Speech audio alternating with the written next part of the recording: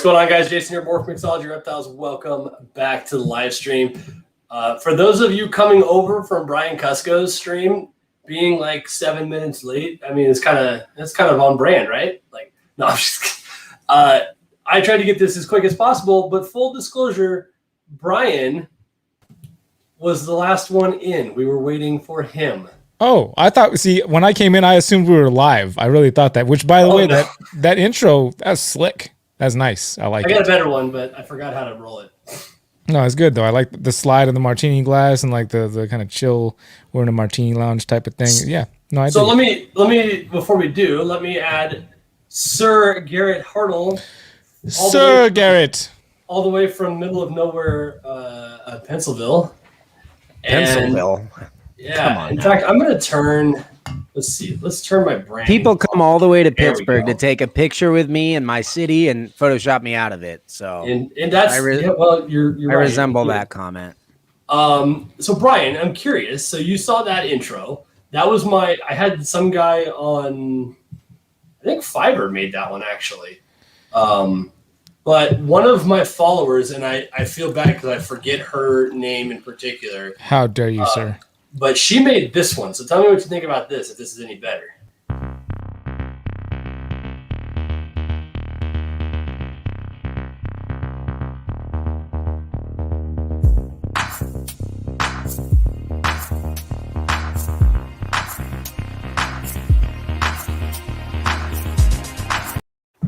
I think for my personal taste, if you took that music and put it with the imagery of the first one, I think that's where it's at for me. Yeah, maybe. I thought the second one was definitely like club vibe, sexier. I like that beat, and that's why I think the neon sign is kind of cool. It's got that club feel to it. You know, originally my brand, so to speak, was that martini lounge speakeasy kind of vibe. You know what I mean?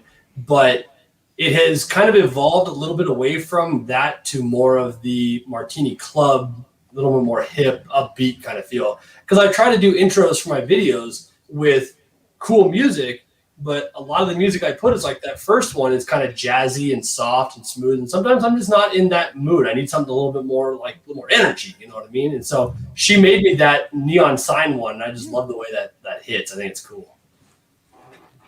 So, neon signs are cool. Yeah. So obviously we got to plug Herbert at HB Reptiles as the stream sponsor.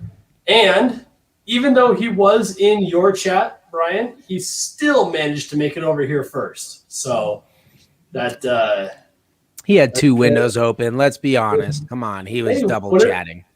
I had to pay my cousin, send him on his way, go upstairs. I had to run back down. So I had to move all my computer stuff over here, and then I had to switch platforms completely, and then find the link that you had to tell me it was on Facebook and not in the email. So there was some steps. So many steps that I almost accidentally drank out of this mug, which would have been a big mistake. Can't get any worse than what you normally drink over there. So the funny thing for me, Brian, was when I pulled Garrett in to make sure everything was working, the first thing he mentioned was I had to change my shirt between streams. And I was trying to convince him that I had had this shirt on the entire time. You go watch your video and it's definitely there. You know, but I noticed that your shirt is also different, and you too brought some reach out merch onto the live. Wait, were you not? So, wait, I'm confused. Are you saying you were wearing that shirt on my stream? No, of course not. Okay, I was gonna say I feel like I would have noticed that. He was just kissing my ass. That was the whole point, and apparently so is Brian. So, yeah, this is the hat that I was supposed to send to Rami, because he won it on a live auction on our vlog channel. Nice. I'll send him his own hat. Yeah, if you would, I'd appreciate it. Shoot me his address. I'll send him a hat. Okay. I don't even have any new reach out merch, and I was there before he unveiled it, and I'm the guy that took the picture of the art piece in the middle of downtown that looks just like it. That's true. That's true. I think you were actually like probably the first person to officially see. Because I showed you. Yep. You told me I was the first person outside of your immediate circle you had showed that slideshow to. Yep. And because of that meeting that you and I had, or that hangout sesh, I guess. You changed your logo. Yeah, is the reason that my logo looks the way it does now, because of everything you told me that Stuart taught you about logos and designing that. I immediately got back to work because I was kind of in that intermediate stage with just a placeholder for a while, and that's how we got to this one. So I showed him your logo. He says it's much better. Stuart, he likes this one better. Yeah, he likes what you did with the new rebrand. Well, it makes sense because it's on brand with everything he was talking about, with the Clean recognizable image and the minimalism and super more simple. Flat and, yeah, absolutely. So Garrett, are you eating during this live stream because like is this shit like just to try and convince people that you're so busy that you didn't have time to eat? Herbert thinks until you're you came on the kibble. live stream. I feel like this is all for show. We had an IGTV video that went up recently where Rob was pulling this like pretty high end clutch of Super Dwarfs, and he's doing it all by himself. And I'm like, yeah, you're doing good, Rob. And I'm like eating out of a bag of nuts or something, like a Cracker Jacks or something like that. And I'm like, this is very important. I'm very invested in this clutch. I hope nothing goes wrong. You got that, Rob? No, do a little bit nicer with her. You know what I mean? He's like, what are you eating? And I was like, these nuts. You know what I mean? These balls is in the chat. I know you appreciate that. It's grain-free blue wilderness. So this is like my new brand, is like just eating dog food. Yeah. This isn't the first video that you've been sitting there eating. You had a recorded and edited video that you were sitting there. The old socks thing here. Oh man, I wish I had my weed socks on. Brian and I are trying to take this serious, be professional, nice shot, nice background. Garrett's here filming on a potato eating kibble. So. Yep. Crappy chic. That's us, baby. Everyone says industrial. My wife says crappy chic. It's like shabby chic. But hey, Garrett. Hey, Garrett. Yes. What is that? I never saw that one on my Monopoly set. How did you pull focus that fast? That was amazing. Mm-hmm. I'm a professional. I'm a professional. I get paid to do this stuff. That's fair. This ring on mine does nothing. Nothing happens when I turn it. I don't know how to use my camera. This actually was made. This is only an hour old. This thing right here. What is it? It's a 3D printed. Yeah, finger. 3D printed. It's finger to the man. Yeah, 3D printed. Mm-hmm. Cool. Yeah, I thought so. Oops, I lost it. It's gone now. You know what the biggest problem, the hardest part about helping Garrett get his booth together was this whole crappy chic thing that he tries to portray. I'm trying my damnedest to make his stuff look as nice as possible, and he keeps telling me to quit measure shit and just break it. Like, go faster, Jason. Go faster. We're gonna set this up at Tinley in like 6 hours. So my response to him was to cut his tape measure in half. He did do that too. Yeah. Put it on the chop saw. He's measuring, just so everybody here understands. There's a video He's cutting this piece of wood. Yeah, he puts it on the chop saw, measures it out, lines it up, with the saw blade. There, that's the right, and goes zoop right through the tape measure. On accident. Yeah. Out of negligence. I don't know if you can call that an accident. If you put a tape measure on a chop saw and cut it, is that really an accident? I was being unfairly pressured to get it done quickly. That's going like this. Oh, I accidentally cut my hand off. It was an accident. My favorite follow-up to that whole situation, though, was like a month and a half later, I bought an identical tape measure for Garrett, and I packed it in a snake bag, in a labeled snake box, but I mailed it to his P.O. box. Yeah, he labeled it like it was a live animal. And he shipped it to me, to my post I think I was on the phone with you when you were picking that up, because you were like, I think somebody sent me a freaking live animal in my P.O. box. What the hell is wrong with people? I really hope this is not. I feel like I was on the phone with you during that. Garrett called me. I was on the river, and he's like, "You seriously had my P.O. box, my post office people seriously confused because They were a little freaked out. Funny story. The girl that received that is Jessica. She works for me now. Yeah, she had some choice. Oh, I didn't realize that she was the Jessica that was at the shipping. I didn't realize. Yeah, that. man. I used to always say, no, you got to ship them over to this hub because I have everybody snake trained. By everybody, I really just meant her. Yeah. And she was good at it and everything. So I ended up hiring her during the whole COVID thing. She got laid off for a little while, and I was like, I got something for you to do. So, but she still talks about people that way when they do stupid things with shipping snakes. She had a few choice words about you that time. Chris Sexton says, I printed a lot of shit. How did I not think of printing a finger? I've never printed anything. I need my logo printed in 3D. So if you can extrapolate what that looks like in all dimensions, that would be cool. Like, I actually tried to have that done with my last logo, with the one that's got the dreamsicle on it. I tried to see if I could portray it in 3 dimensions because I was gonna have I can't think of the guy's name. From Stuart from Universal Rocks. He has another guy that works in the same building that does foam work, like with a hot wire and stuff. And he makes like massive signs for like Ford dealerships and crap like that. And I was talking to him when I was down there. He literally was going to extrapolate my logo in 3D and make like a 5 foot tall 3-dimensional version of it out of foam for like shows. Sick.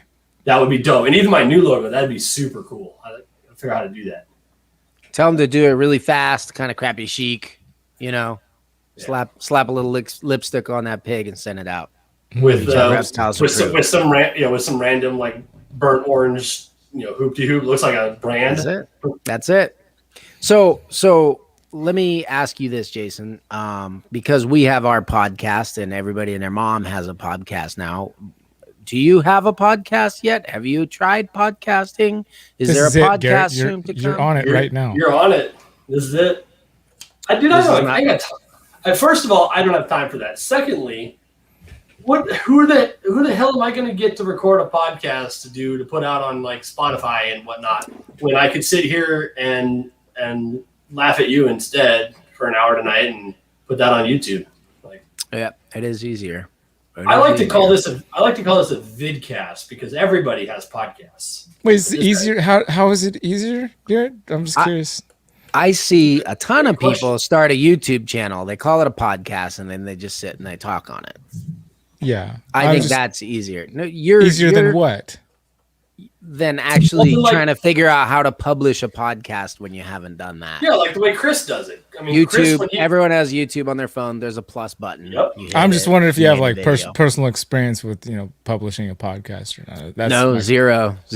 You're coming at it from your perspective, which is more like the production side of things, where obviously video, especially if it has to look nice, is certainly not. No, I was just wondering where your perspective comes from, that it's easier to do a YouTube video than to produce a podcast. I'm just wondering. No, I'm talking about the trend of people who podcast on YouTube.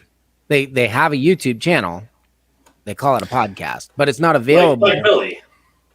I was just trying to inadvertently give you shit and you're missing it, so I'm just going to stop. I caught it. It's late out here. I don't care. He sucked the wind out of your sails, man. I can't. It's no fun making fun of somebody if they don't know that you're doing it, or if they ignore the fact that it's happening. It doesn't work. I do. And don't mind that ticking sound in the background. My Instagram counter is about to turn over 27K. Woo! That's how many of those did you pay for? Oh, not one. I don't even know how to do that.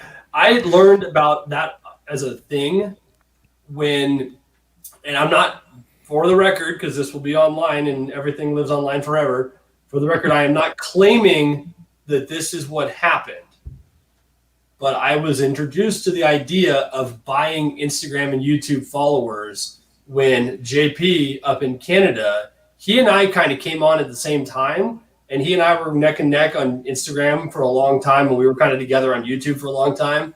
And then he just went to like 60K in a relatively short amount of time on Instagram. And somebody outside of the circle came to me, and we were talking about it, and I mentioned JP or whatever, and they said that you could buy followers. I didn't even know that was a thing.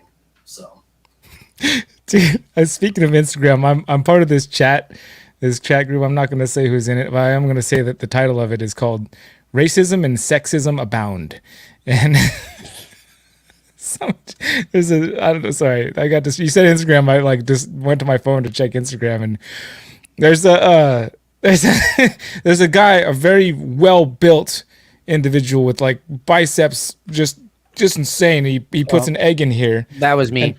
That was you. So Yeah, Garrett put his arm up there and he put an egg, like a chicken This egg. was like a on raw chicken egg. TikTok. I saw it too. Oh, you saw it? Oh, dude. And then there's just crunch, just cracks the eggs. You're just not built like me. And then the next clip is a girl, big old butt. You don't even see the egg. You just see the yolk go squish and squirt out of the butt. No, you're not built like me.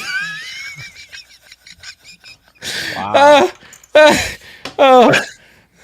The one I saw didn't have the chick. It had some super scrawny ass white dude that was like 110 pounds. His arms were about this big around, and he's like, "Now what, bitch?" Like, That was also me. That was the left hand. One's way more built than the other for some reason. It's weird. Tom Rockholm says I need. Oh, not that one. My bad. Whoops. Tom Rockholm says I need to get my logo turned into a martini glass yard fountain. That would be dope. That would be pretty funny. Trying to do this if I can do it without. Oh jeez. Oh, you're gonna give me copyright strike. What are you doing? No, I'm not gonna play the audio. Yeah, same guy, but somebody else duetted it on TikTok that I saw.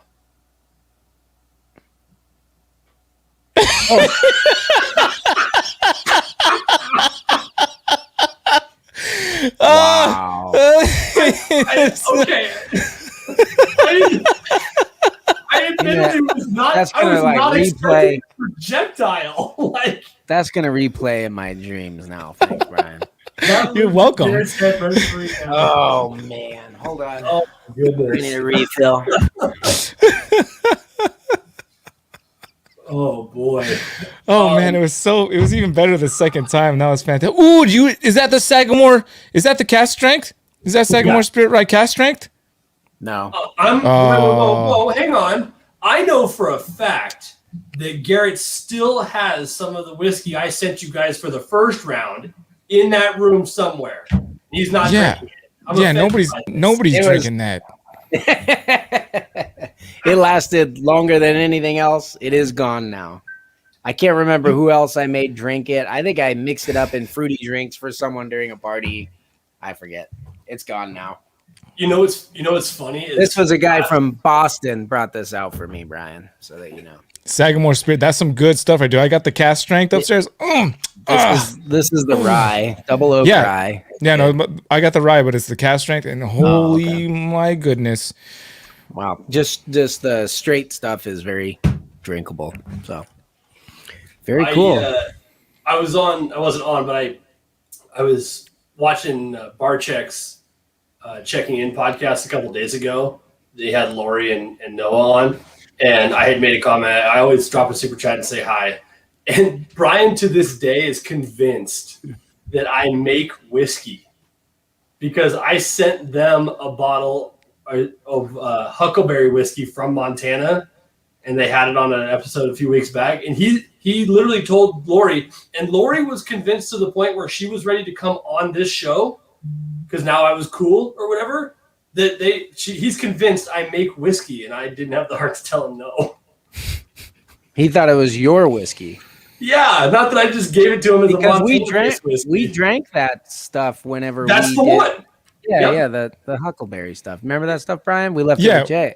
I Right. think. No, I think we left that one with that one. We might have left with Brian because that's the only one we opened most of them. I don't remember what happened. I do remember that was the only one that Brian actually tried on the table. Yeah. Of all. Yeah, of them. he's We convinced left I it made with that. them. I thought it was Jay, but either way. I think it's because we Except made such a one big now. deal Yeah. with your name and whiskey, even though it wasn't supposed to be a good thing. It had that effect on him. He like took it the reverse. Like we were talking a bunch of crap about how you provide really horrible whiskey. I did it and have a once. track record. No, One. no. Yes. The huckleberry, although better than the white dog, was. I promise you, I said nothing good about you and whiskey to Brian. Somehow he reversed that in his head.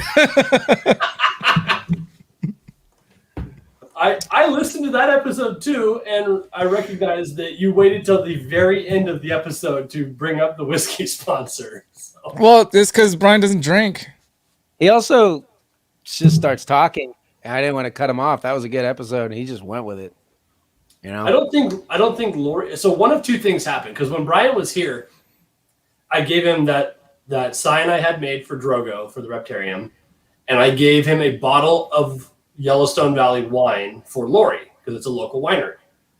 Either that wine never actually made it to Michigan for one reason or another, or Lori just wrote it off as free wine and doesn't realize it was from me because I've never heard her talk about it.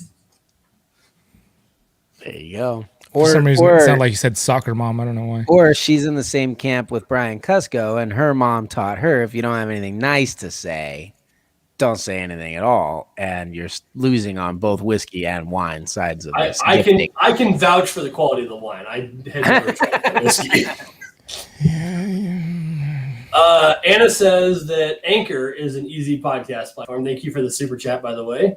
I have no desire to do a podcast. I like to sit on here and look at people's funny faces and Brian's videos of eggs shooting out of women's butts, and it's more fun than a podcast. So.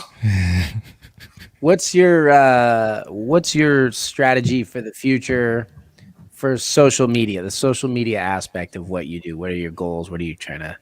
Because you're still growing on everything I'm watching and everything, so it's doing well. What are you? I mean, it's steady, I guess. I mean, one view a day is still steady. It may not be much, but it's steady. At least it's consistent, right? You get more than that, but yeah, go ahead.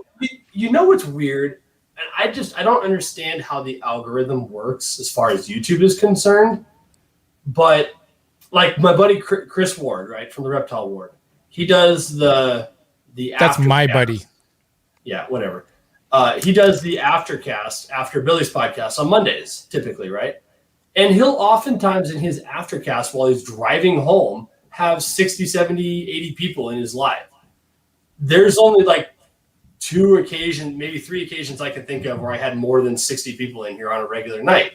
And I'm like, it just seems crazy to me because I've got, it's not meant to brag, but I've got a lot more subscribers. I looked into my analytics. A typical video for me averages in the first week, like from one weekly video to the next, I get somewhere in the 1,500 view range.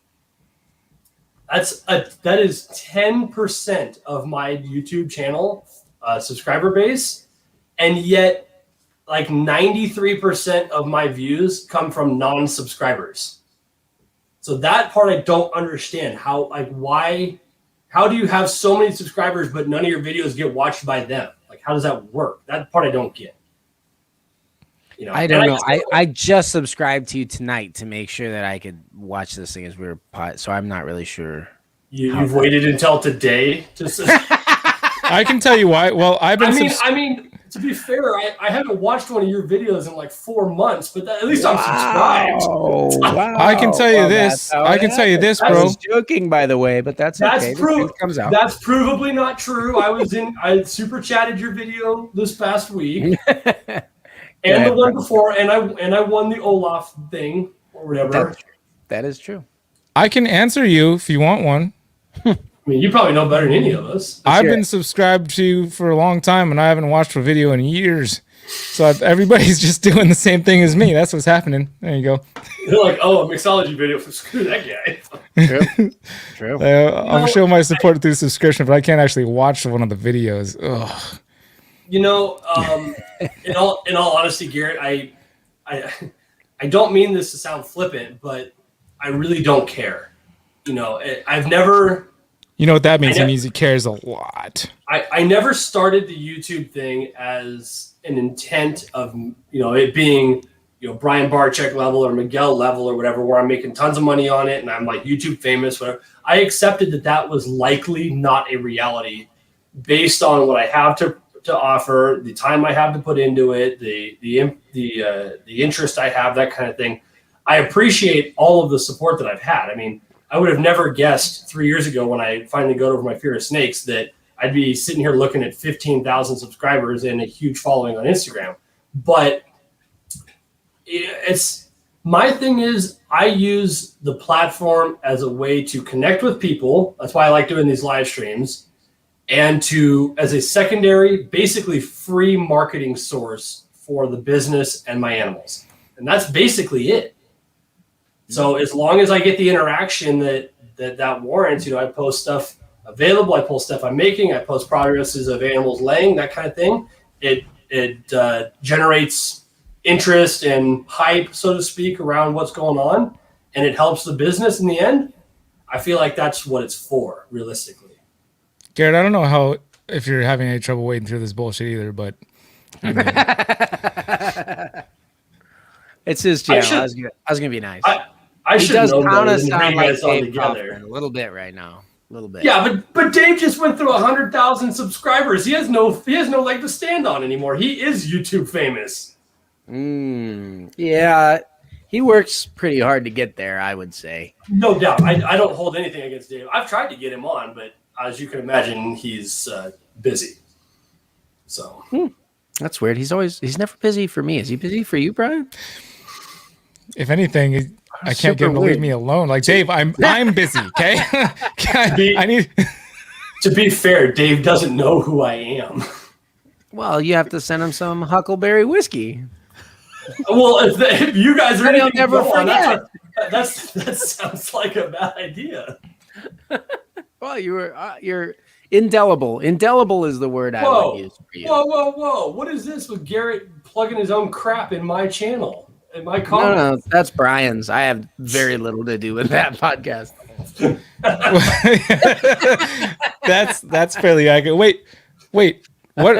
I thought that's what we came on here was to plug our podcast. Is that not what we're doing? All right, Garrett. No, I'm trying to use you guys for clout. You guys don't need any help. No, we totally self-motivated. Right. I'm gonna go drink. All right, Garrett. I'll see you at Tinley or something. No, Phoenix next week. Where's my? Phoenix next week. Oh, you're back. Okay, all right. I'll stay if Garrett stays. I can just turn you off if you want. Just to be fair. No, if Garrett stays, I'm gonna stay. So I wanna do something as long as we're on your channel here, Jason. Jason has all of your watchers understand. Jason has been lusting after Dwarf and Super Dwarf retics since before you came here. And you're always like this one and that one, and I want this one and I want that one, and at least once a week. I mean, I can show you the thing. How much is that one you put on Instagram? And I'm like, would you? He has 0 Dwarf or Super Dwarf retics. He's been staring at him from the other side of the world for years. And he won't. The last time I was like, just buy this one for like $500. Get something, like knock the rust off, man. Buy a snake, see how it feels. You know what I mean? Try something new. You want them. You like them. You even know which ones you like. The problem is, Garrett, is I can't be public or vocal if I were to say potentially, hypothetically, make such a decision because they're not legal to own here, and I have not been able to get that ruling changed.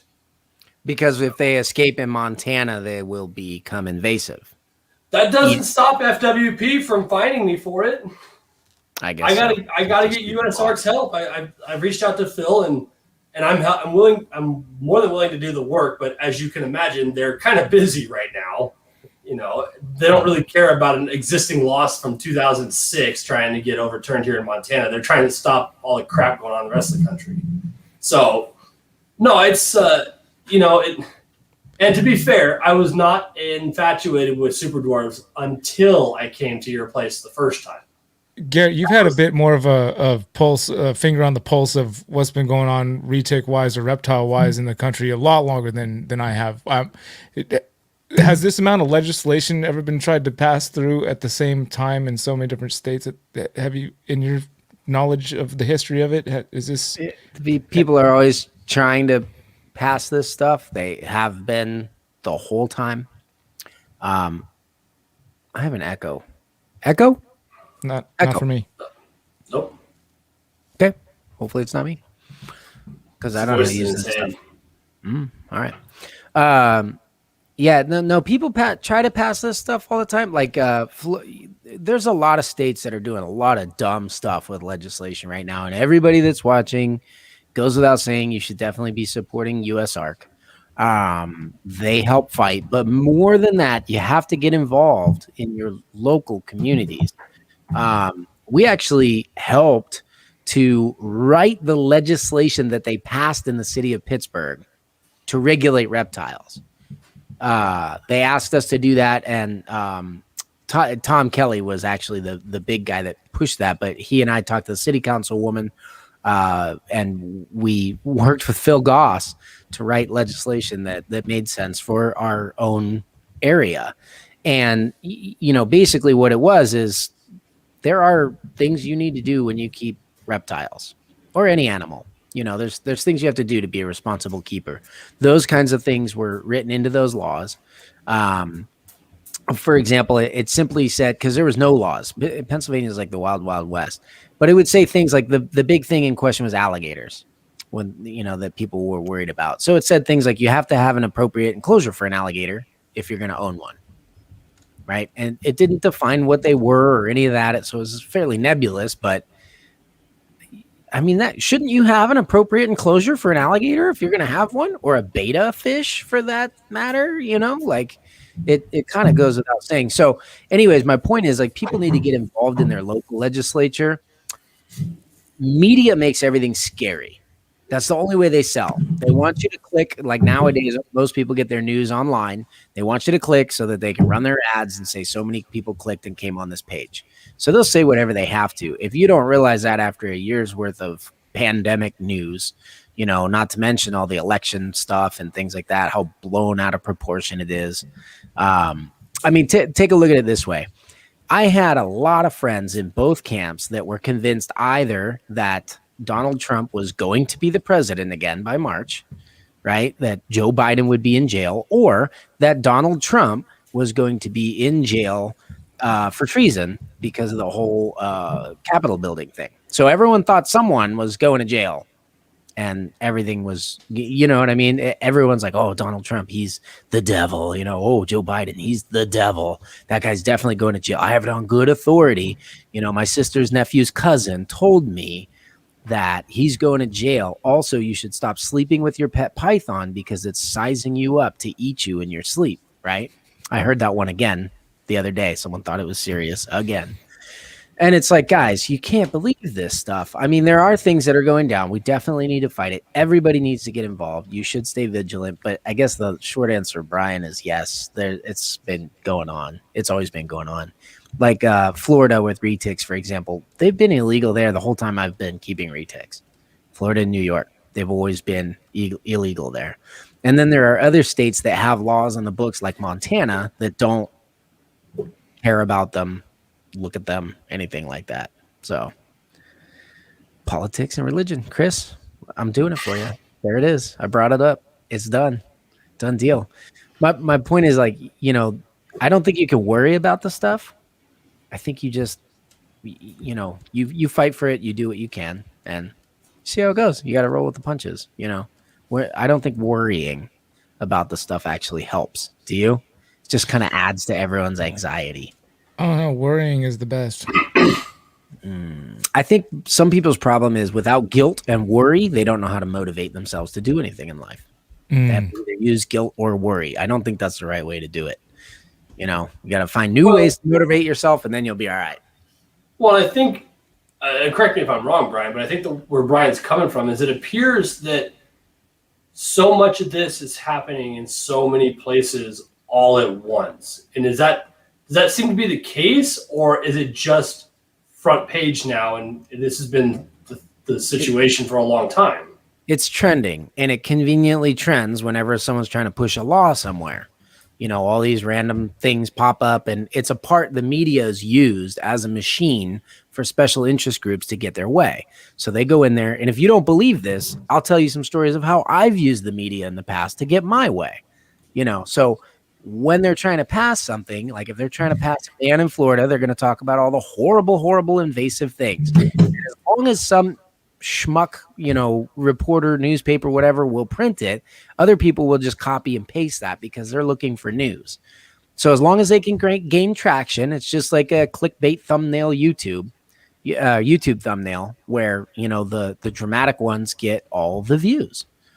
If you look at our best performing videos, we have a couple that I'm very proud of that are like, how big does a Super Dwarf get? You know what I mean? Something that is like educational one.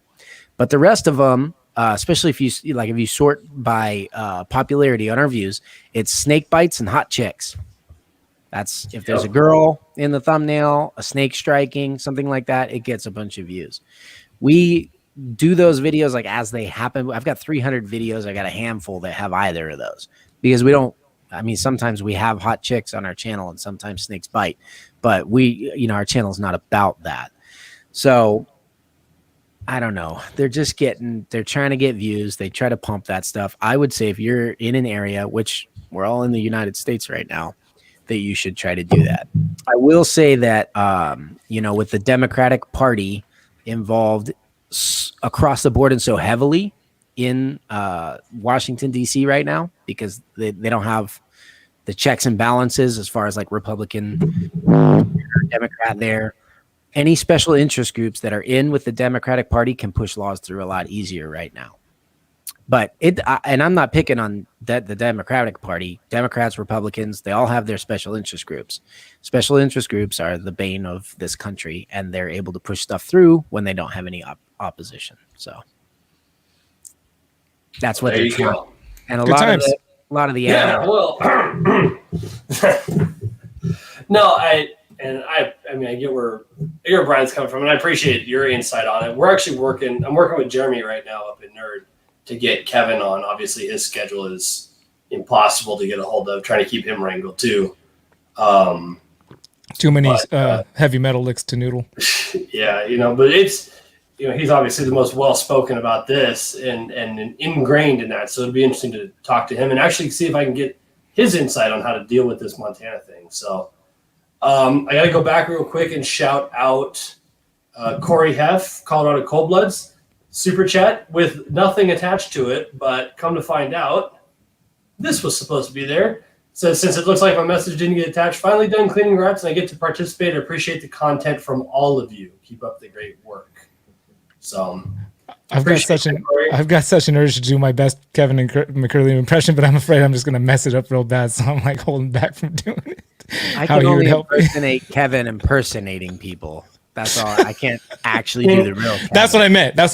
My impersonation of Kevin impersonating you just go into your lobbyist and you tell him, just stick this snake right up your butt because that's going to be the best way to get things done around here. Clearly, you got something else stuck up there. If you put the snake up there, then you can... Anyway, something along those lines. Like, I'm messing it up. Yeah, so I'm a lobbyist, and I hate these reptiles. And so I'm going to use everything I can think of, everything that I saw on Jimmy Neutron growing up about snakes that are scary and everything. Yeah. Whatever. That's Kevin. You were doing really well in the beginning. I think it's somewhere in between there. Brian's was far closer to Kevin doing snarfles. That's what I say. It's Kevin impersonating things. You can't really. Dude, that guy is entertaining as shit, dude. He's a freaking. He's a hoot. Thank you again to Anne. It says, in other news, what type of Scaleless do you work with? I gather from me, but. I only have the one. I do use Scaleless head in other projects because I think the single gene form of it is really cool. And even if by some weird case that the full Scaleless is not a viable breeding apparatus, the Scaleless head is a really cool enhancer. It screws with pattern and color and that. So I'm working it into a handful of projects. A couple of which I do want to see a full Scaleless version of, just even if they're not viable, just to have as my own. Because I think they're going to be super cool. I know Brian said he's got a Scaleless head thing, but Garrett, do you know where the Lathrops are on the Scaleless retake idea? Yeah. They're growing them up. So yeah, there have been Scaleless reticulated pythons found in the wild. There's a squirrel. You liking this 3D printing stuff way too much. Squirrel. I didn't think it was going to work on you guys. I wasn't doing that for you. Are you are you printing those, Brian? No. Sorry. Talk about what you're talking about. That wasn't for you guys. That was for the audience. I didn't mean to actually get you guys to go full squirrel. Squirrel. Huh? Squirrel. In the audience. Yeah. So they're I mean, you've seen them, Jason. I sent you pictures because like you work with scaleless stuff. What do you think about these? And everybody that I've shown either the snakes in person, because I'm a retic guy. We don't have scaleless stuff. I don't know what I'm looking for or looking at. Yeah. And the truth of the matter is, I've probably produced stuff and put it out there already. That if these are het scaleless, then they're out there somewhere. And that was my thinking. If you say that the scaleless retic has existed before, whether in the wild or otherwise, and you look at how the interaction works with the ball python, there is reason to believe that what Justin and that have should produce a scaleless retic realistically. Well, you see it in multiple species too, but yeah, ball pythons are the closest thing to a retic that has been scaleless. But even like the het scaleless corn snakes, they have that kind of high def look to them. Yeah.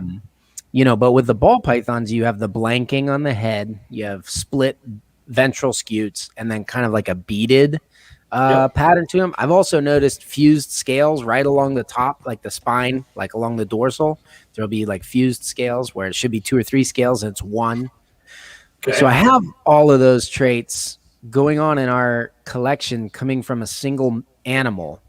And the funny thing is, I always just thought that animal was genetically jacked up from inbreeding. I didn't produce the animal. He's beautiful, but it's a very line bred animal. So I have never bred him back to anything because I was already thinking, man, this thing's so like, I'm all about genetic diversity as much as possible. So I'm like, man, this thing's jacked. We need to breed it out to everything. And every time I bred it out, I'm like, what the heck? I keep getting these animals with jacked up scales. Like, no matter how hard I outcross this, I keep passing on this messed up scales trait. And then I had a clutch that had just two animals in the clutch. There were more that had all the traits, but in retics, it seems to be more subtle than ball pythons. Well, that's an overgeneralization, actually, because there's a lot of het scaleless stuff that doesn't show that much in the het form, right? Yeah, I have some very low expression stuff. Yeah. Yeah, so you need to know what you're looking for on some of the super low expression things. But once you've bred them a lot and you know what you're looking for, you can see it a mile away. So I think that's what's happening. I think the retics are a lower expression. I'm kind of hoping that the retics come out like the corn snakes, where they have some belly scales and some stuff like that, so that they have a little bit more normalcy to them. That's a weird anomaly in the colubrids that they still kept all their ventral scales. Like, I don't understand the genetic. I understand the genetic necessity. I don't understand how the genes align to remove all the scales except those. You know what I mean? Like that. Did you know? Like, a lot of people like to say you've gone too far when you're breeding scaleless snakes. That's an animal that is severely mutated and now handicapped, basically. Did you know that there are more adult scaleless snakes found in the wild than any other morph across all species? Most morphs and mutations die as hatchlings, and when they find them, they're babies. Very seldom do you find adult morph animals in the wild. There are some exceptions, like a lot of burrowing species and stuff that aren't as open to predation because of coloration and stuff like that. You'll see more morphs or isolated populations. But considering all animals, most scaleless stuff that's been found has been adults. And there's a ton of them. People don't realize how many like, I'm working with the African house snakes now. There's scaleless house snakes out there. There's tons of different scaleless colubrids. There are scaleless vipers, scaleless elapids, scaleless pit vipers, and then the boas and pythons. There's a lot. And a lot of them live good, full lives in the wild. So the ball pythons are actually, now I don't know about death adders because there are scaleless death adders. I'm not sure I know what the vents look like, but most of them, like rattlesnakes and stuff, they still have the ventral scales and the kind of like the speckling, looks like warts or something down their body, which I used to hate. I hated that about the corn snakes. I was like, man, I wish someone would just make like a perfectly clean scaleless. And then they did it with the ball pythons. And I was like, after people raised them and stuff, I was like, oh yeah, I don't like that as much. I want the warts. Weirdo. You're an oddball, Mr. Hartle. Freaking 15-foot scaleless king. That'd be scary looking. So there's also scaleless Burmese pythons. And so D's Balls and Exotics mentioned that. He said the scaleless berm wasn't very impressive to him, but it could have been portable husbandry. I know the picture he's talking about because it went around social media like wildfire about 6 or 8 months ago. And I think he's right. I think it was just horrendously cared for because it almost looked like the snake had eczema. Like it was seriously dry, cracking skin, and like it just looked like shit, and I think that's part of it, but I've not seen a whole lot done with that. But I don't know. It's interesting. I appreciate. So Justin mentioned this. Justin Kabilka mentioned this on his video with Miguel a couple weeks ago. That the Scaleless project, in his opinion, is cool. He likes to see what it's done, but it's not one of those things where anybody is going to look through their collection and say, "I want every one of these snakes, but in Scaleless form." You're not going to redo your entire collection in Scaleless. It's kind of like a niche, little cool project to have on the side, Mm-hmm. And I think he's right, especially even if it gets proven to be completely viable. You know what I mean? And I have no reason to believe it shouldn't be, but if it is proven to be totally viable, I just think it's one of those. It's going to be a really cool niche product. You're not going to make 1,000 of them a year and sell them all like wildfire. It's just not how it works. Well, I'll tell you, the scaleless stuff looks crazy. You say product? Yes. All right, just checking. Yeah. Brian's sensitive to that kind of thing. Brian just sucked the wind out of this conversation too. The scaleless stuff looks crazy because you can see the true colors and patterns on the animals, and reticulated pythons have some ridiculous colors and patterns. So it's kind of like you said with the ball pythons. Even if you use the het form as an enhancer gene, then awesome. You know what I mean? That's a cool way to use it. The scaleless stuff itself is kind of fun too. I don't think I'd probably want it on a 20-foot snake, but an 8-foot Super Dwarf that, like an 8-foot Super Dwarf is about the size of a ball python, girth wise and everything, handling wise, food wise. So something like that, I think it would be, well, people don't realize that. That's what I say for your listeners. Like an 8-foot retic usually weighs 2,500 to 3,000 grams. So that's ball python size. I think the scaleless thing is cool. I think it's weird. I think it's fun. It wouldn't be, if I got to invent any morph and bring it, it probably wouldn't be scaleless. But I love seeing stuff like that because it's very different. I love the science behind it, how the mutations work, how learning things like how the scales are formed and which genetic cues are switched off so that can't happen. I think all that stuff is awesome. It's part of why I breed snake genetics in the first place. Like sex-linked stuff, like the bananas, or allelic stuff, like cows and retics. I love when people get stuff like that. You know what I mean? Do you guys follow Frog Diazzle on Instagram? Yes. No. Do you know him, Garrett? I would think that's somebody you know. Like I don't know who they know. No, I don't. Who is? Maybe I do know them. I know them as Frog Diazzle. Raul Diaz. I think he was a pretty. Is that who that is? Yeah, I sold him his first retic. There you go. So I figured you knew him because he's down there in SoCal area and did a lot of. I wonder why that's funny. I never put that together. Yeah, that's him. He's breeding retics and stuff, but he's doing more scientific stuff. Actually, Haley, Haley, Mm-hmm. she was the one that pointed me his direction to check out what he's doing. I think he's working on something. The reason I bring him up is because I believe he's doing some research into scalelessness in snakes, and he's gone from like being a retic breeder to more of a more involved in herpetology in the scientific field of things. He's a teacher he's a professor at a college. Yeah. No, I don't know that he. Honestly, I don't know that he ever bred retics. Okay, that was what Haley's impression was. I don't know if maybe he didn't, but.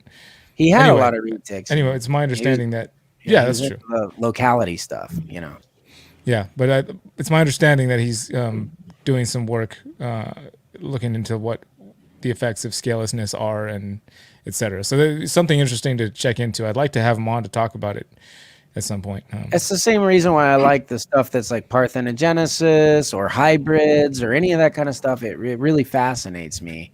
Or the fact, like with the Super Dwarf, somewhat you were shouting out a comment there, Jason, somebody saying, retic the size of ball pythons, I'll take 3. Ha ha ha, like they don't exist or whatever. People are still just learning that these things actually exist. You know what I mean? They don't understand how small these snakes are, you know. But hey, you guys you guys keep riffing on this for just a minute. My work's calling. I got OT tomorrow. I got to sign in for. This guy's leaving us on his channel. For something that that would never happen. You guys said I was bad for eating popcorn. He's leaving his own. He's like, hey, yeah, you guys riff. I'm gonna go do some work. I'll still be and I'm the bad guy in this scenario. Jeez. All right. Well, hey, Brian, what do you want to talk about? Well, what I want next weekend, I am looking forward highly to next weekend, dude. Like it's just gonna be fun. Like I'm so stoked that we got location sponsorship happening with the Searchables Reptiles podcast. It's fantastic, man. It's like, so I didn't realize what a big deal this place is. C&B Reptiles in Phoenix. Everybody's like, they've been saying, oh yeah, is that with C&B Reptiles? Oh, you're coming out to do C&B Reptiles. That's cool. Like all my Phoenix friends and stuff, they've all heard of it. I just kind of assumed nobody would know what it was because it's a brand new shop. You know what I mean? That's opening up. But C&B, like C and, or like the little N, B, Reptiles, it's going to be a specialty reptile shop that's opening up in Phoenix. So Brian and I are going down there. Well, I'll be there on Sunday. You will too, right? I will too. Yeah. So we'll be down there to podcast locations, a podcast. They sponsored us to do that. And then he's planning like a huge grand opening, I think in April. That's going to be pretty sick with a lot of reptile community people there. And what's cool about this guy, usually when you talk like, all right, so like my world with the dwarf and super dwarf stuff, if you see those in a pet shop, they're misrepresented. you know what I mean? They're not pet shop snakes. Like there are very few that would be like having an Amazon basin emerald in a pet shop. You know, if it is there, it's some crappy import and you definitely wouldn't want to buy it. You know what I'm saying? But, I got a question for you real quick you reminded me when you said that Sunday night when we get there, are we good to go on to another show and do like a little live stream from the hotel or something? Oh my gosh, you're booking this whole thing up. I was just going to get away and chill for a few days, man. This is work, bro. We're working. Oh, you're as bad as Jason. It'll be just as fun, except we won't have to deal with Jason doing whatever the hell Jason does. Well, it'll be more. As long as you guys don't care that I slack off. You guys don't think I'm slackers all the time, but whenever I'm with you, those are my days off. I'm just asking, do we have like, are you open to doing that? We get in Sunday, we sit down, just do a little live stream, maybe have a little whiskey. You know me, Brian. Come on, I'm open to whatever. I know. All right, well, let's have a good time. I'm just asking because the person that we'd be doing it with is in the chat right now. So who is it? I don't know if I'm allowed to say. I'm being vague. Oh, okay. Being vague. I'm still listening. Chatter. What's up? Yeah, right. I don't believe you anymore.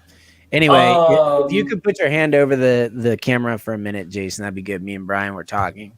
That's too bad. This is my stream, so it was until about 20 seconds ago. I gotta make that OT money so that I can afford a retic that I'm not allowed to own.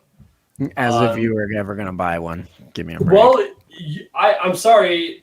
Am I not one of your most annoyingly persistent customers, and yet you don't send me the stuff that you have available? So I don't know. I have nothing to pick from. Define customer. Yeah, customer buys something from you. That's you saw I bought a shirt. Does that count? That are like, I want customer service. Like, Did you make him pay? Did you make him pay for that shirt? There you go. Still not a customer. To be fair, Ashley gave it to me. So. Oh, the wife. And the wife. And I still have a little one for the little one.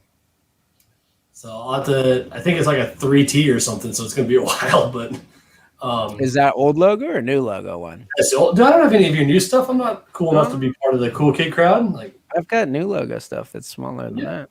I know, but I also don't have any money, so it's woohoo! We got $20 towards the Super Dwarf now.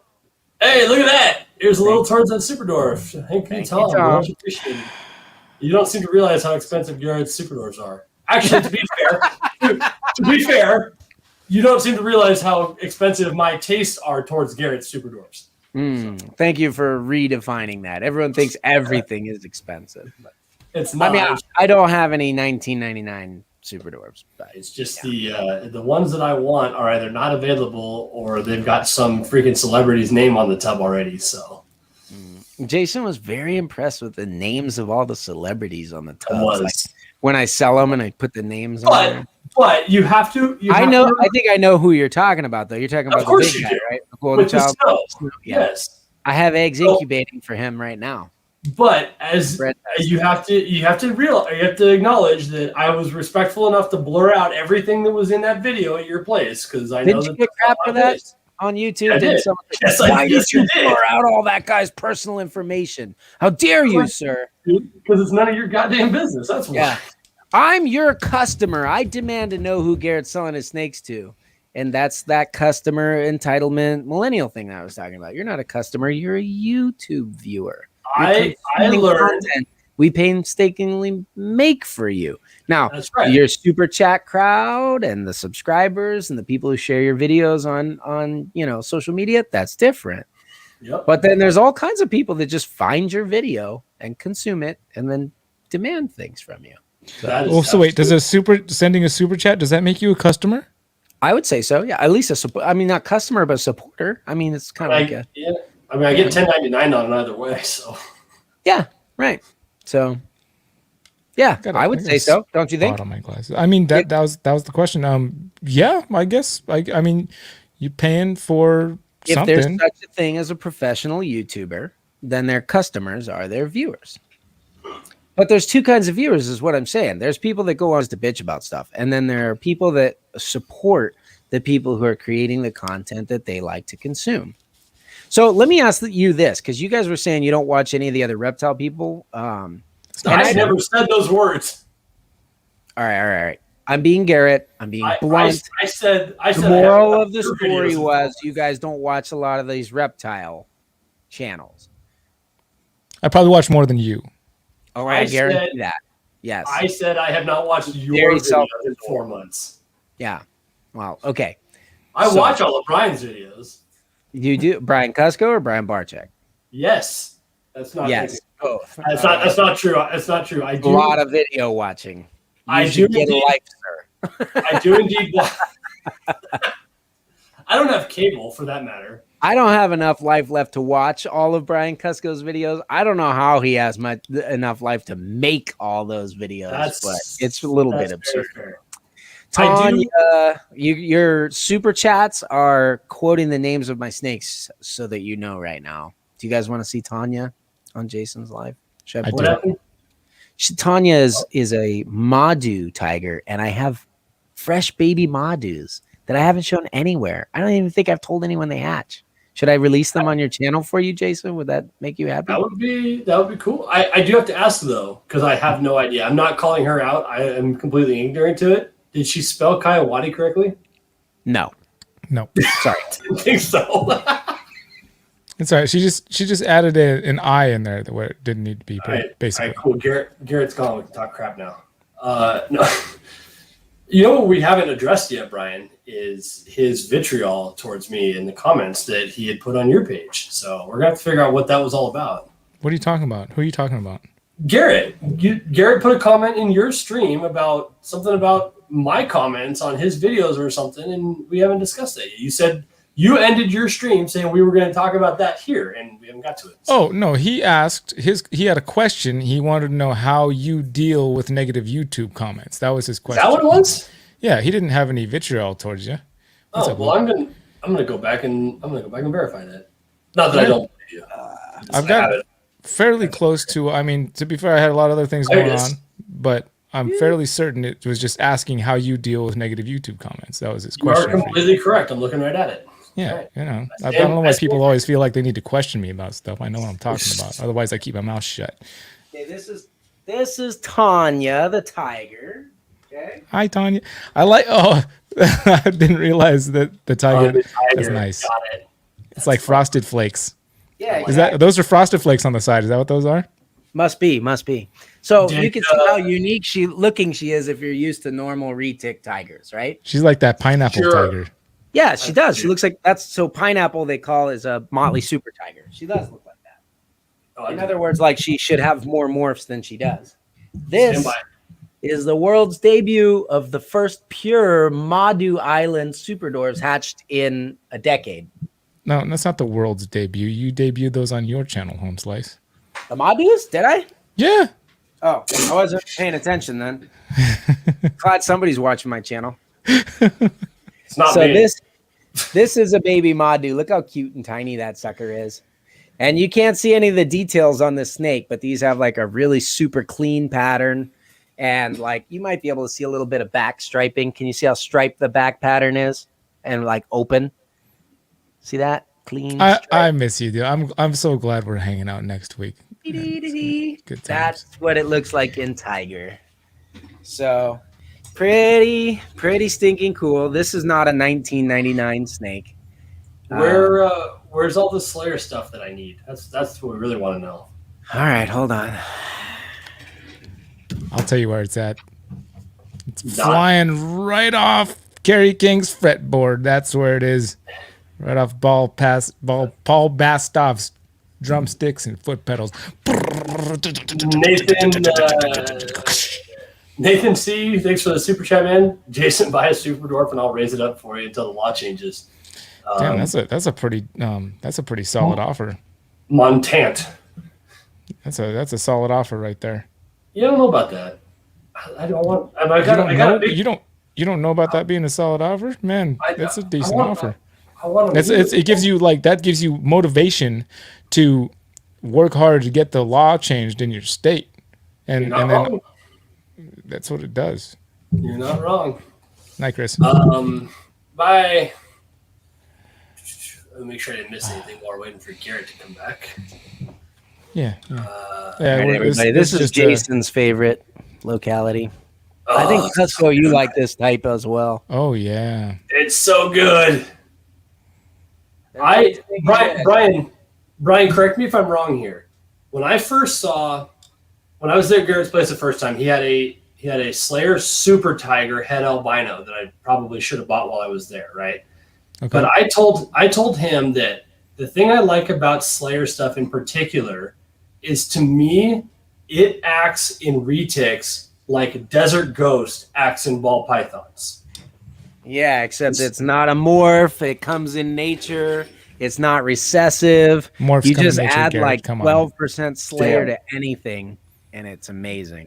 But do you see where I'm coming from? It has that not pastel in the gene sense, but that pastel-y, like chalky, bright colored look to it. I think you were more accurate when you said Desert Ghost, because Desert Ghost still has contrast. What pastels wash out. There's nothing washed out about these at all. I specifically did not say pastel the gene. I said pastels like chalk. That's how I describe it. That's how I describe all my Desert Ghosts. They look flat, like they're colored in chalk. Look at that bad boy. That's sick. Yeah. Yeah. And then Tombalongan is a very similar locality, but they stay even naturally. These are dwarves. The Tombalongans are super dwarves. So, but it's also a naturally occurring locality. There's one that he has. I can't remember the name of it for some reason off the top of my head, but that I want. And why are we? I thought you were having us on as Searchable as Reptiles. Somehow it always turns into Super Dwarf marketing. Even on our podcast. You should know better than that. Your podcast turns into Super Dwarf marketing. Every one of them. I know. I was just kind of hanging out. I was here for moral support for more than anything else, but I can't take on Garrett by myself. Speak when spoken to. I missed all that, so. What? What was the other one? I was talking crap. What was the other one that... Bantang. Yes, thank you. You're welcome. Didn't even this is how much we talk to each other. I'm like his work wife at this point. I was going to say Saputrii because that was the only other thing I could think of. It is Saputrii. So Saputrii, though, is a scientific name, and the three localities that fall within that scientific subspecies, people don't realize this, retics come in different subspecies, are the Bantangs. The Bantangs are the largest, then the Slayers, and then the Tombalongans, but they're all Saputrii, and both of you guys are into that stuff. The Bantangs, I think, are the coolest looking, but you could easily argue that Slayer is very cool looking, and plenty of people like the Tombalongans the best. You know, they're just different flavors of the same thing. But Brian is specifically talking about, I have an ungodly good-looking Bantang male. I bought a whole clutch of about 30 snakes so that I could pick out the one I wanted, and then I resold all the rest. So I got the cherry pick out of that one, and I'm breeding him into some of our smallest Super Dwarf bloodlines, specifically because they have that yellow gold and the black that everyone likes. But the female that I use has an obscenely high saddle count. In other words, like a lot of Super Dwarfs, they basically have like double the amount of pattern smashed onto one snake that a normal retic has. So if I can bring the Saputri look and double up the amount of pattern that something like that Slayer boy has, that's going to be the best looking snake ever, right? I mean, how could it not? So do you remember what Brian McCourt's thing was when we were there? Like my thing is Slayers, it always has been. Do you remember what he keyed in on that he really wanted? Wasn't it up? I think he liked the purple albinos, didn't he? It was a morph. It wasn't Locality. No, I thought it was I thought he really keyed into the Jamp stuff because he liked that. Oh yeah, you're right. Yeah, no, you're right. Yeah, he loved the Anery stuff and the Anery Jamps. Yep.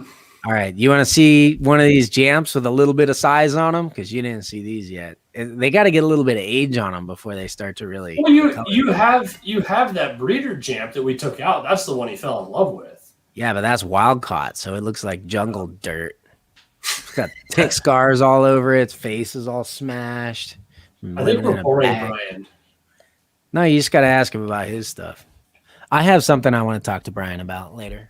But let me get you a jam. Later, let's talk about it now. Good point. Okay, well, while we're waiting for him, Corey asked, what is typical for your ball pythons from pre-lay shed to eggs for Brian and Jason?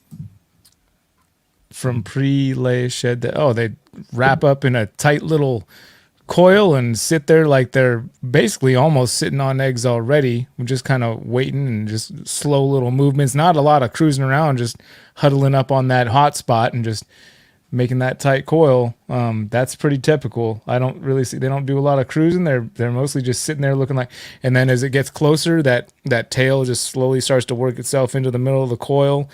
And once you start seeing that happen, it's like, all right, any day now. And that's typical. That's typical for me. Yeah, and if we're talking timeline, pre-laid to eggs is usually about 30 days, give or take. Yeah, I didn't understand the question. No, I think we're both keyed into it, honestly. What do you think, Brian? This is not a project at work. Do you think the freeway and or super gravel are worth to get into? I mean, are we talking like worth is so subjective. Sure. I mean, they make some incredible looking snakes. Absolutely. I don't think that they ever won't. The one downside to anything allelic is that, you can only have those two.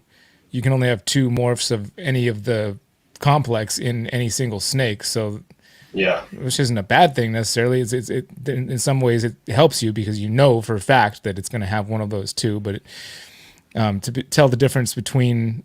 Well, I guess a gravel is easier to tell the difference between like gravel and yellow belly in the heterozygous form is sometimes challenging. So that's one thing. I would say super gravel because then everything's gravel versus like a freeway where you're kind of playing a guessing game as to which one's which. The freeways look better though.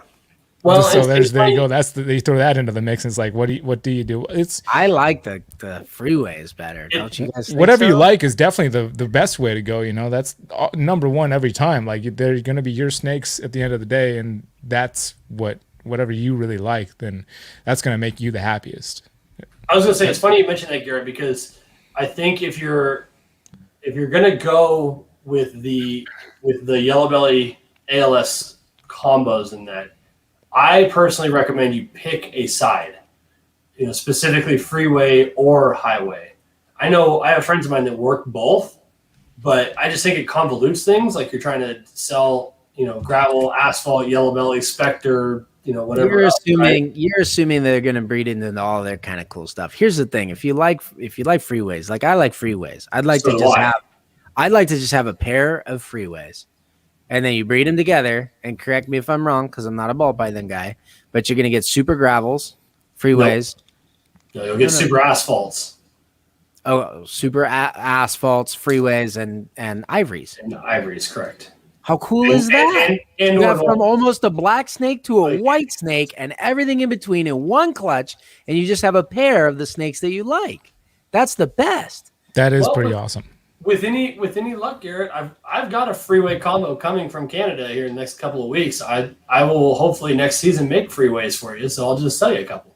Man, that's such a good way to look at it, dude. That's why we're friends. Like, I feel like you have this way of taking anything and like making it like this could potentially be super awesome. Like, no matter what it is, like I think I'm a positive guy. I think it was Chris Graham in the chat already said Garrett's going to sell something on his podcast. Somebody just went and bought a pair of freeways. Yeah, as far as the project's concerned, I never considered just having that pair. Because why not? Because they're all cool snakes.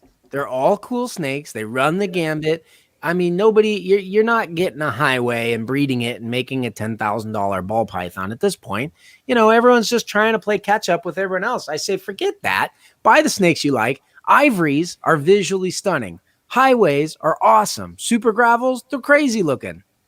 And if you like the highways, you keep 2 of them, you breed them, you get all the different looks in your babies, and you sell them.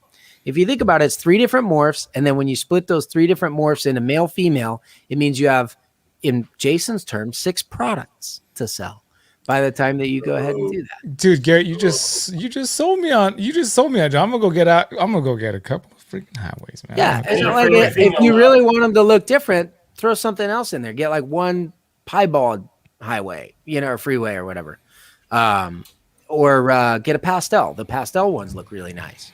Whatever, you know what I'm saying? But you're still going to get that split of 3 different. That's why I like with the retics, they have the cows. Everyone's like, oh, what do you like better? The super phantoms, which is a blue-eyed leucistic, or do you like the orange ghost stripe, which is completely different looking? It's like a all orange, just vibrant fluorescent orange snake, And I'm like, no, I like the cows. I like that they hatch like a blue-eye Lucy. They get spots as they grow. And the coolest thing is, like, to me, that's the coolest one to keep. And yeah, I want to see cool stuff hatch out of my babies. But if I have 2 cows for myself and I breed them, I'm going to get blue-eye Lucy's, cows, and orange ghost stripes in every clutch. And those are all great, beautiful, very sellable animals. It doesn't matter what your personal preference is. I have one to sell you. But I get to keep what I like. Smart. Right? Smart. Damn. Yeah, work the allele. I'm not surprised, but yeah, always smart.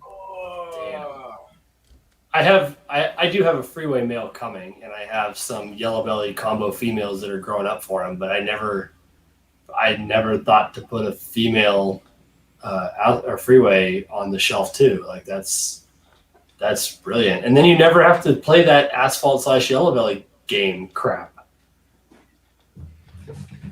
That's crazy. I think Garrett, I think you literally just ruined everything that we've all thought in a matter of minutes. That was... Sorry. Yeah. So real quick, you said in Brian's live that I was on and somehow you were confused by. You said, I want to know how Jason deals with annoying YouTube comments. Yeah, you and I'm just gonna call you out here on your stream. You love to vent about annoying people, like haters and stuff like that. It's funny to me that you get so worked up by that. Yeah, but I mean, in what regard? What's that? Because I don't really get necessarily. I don't get a lot of bad YouTube comments and all. I think I think every one of us gets more supportive people than we do people that hate on what we're doing. But the thing that everyone should realize, and like all you guys commenting and stuff, it's like if we didn't want to hang out with you, we wouldn't be doing this, right? Like we love our interactions with you guys, but you have to realize like we're sharing our lives. I mean, I have literally watched Brian Kusko pooping on his vlog. We're opening ourselves up to that and trying to be vulnerable. He's 3 years old, Anna. Sorry, I just wanted to highlight it because I forgot to get to her super chat. So Yeah, no, it's good. She's talking about another specific snake of mine. I bred Slayer into platinum. Well, that one I didn't breed, but Slayer into platinum. Speaking of Brian, by the way, I watched him take his pants off in the last time he was at Freedom Breeder too. So yes, I feel like we're all close now. Very vulnerable. Yeah. So you guys feel like you know us before we even really know who you guys are.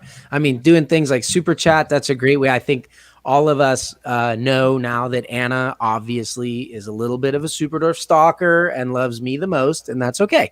But we get to know you guys through those kinds of interactions. And I love you, Anna.